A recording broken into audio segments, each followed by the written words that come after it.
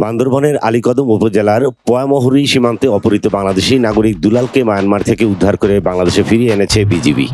BGB জানায়, গত ৩ June দুলালকে গরু ক্রয় বিক্রয়ের প্রলোভন দেখিয়ে ৫-৬ জন মায়ানমারের নাগরিক মায়ানমারের অভ্যন্তরে নিয়ে আটকে রাখে। পরবর্তীতে গত ১০ জুন বিজিবির স্থানীয় সোর্সের মাধ্যমে অপহরণকারীদের সঙ্গে যোগাযোগ করে জানতে পারে যে অপহৃত ব্যক্তি পয়ামহুরী বিজিবির বিওপির দায়িত্বপূর্ণ এলাকার বিপরীতে মায়ানমারের অভ্যন্তরে ম্যানশনপাড়া নামক স্থানে অবরুদ্ধ অবস্থায় আছে। এরই ধারাবাহিকতায় গতকাল বুধবার দুপুরে বিজিবির একটি বিশেষ টহল দল কোনো প্রকার মুক্তিপণ ছাড়াই অপহৃত দুলালকে উদ্ধার করে বাংলাদেশে ফেরত আনতে সক্ষম হয়। পরবর্তীতে বিজিবির পয়ামহুরী বিওপির কমান্ডার স্থানীয় ইউপি চেয়ারম্যান মোহাম্মদ কফিল উদ্দিনের মাধ্যমে উদ্ধারকৃত ব্যক্তিকে নিজ পরিবারের কাছে হস্তান্তর করে।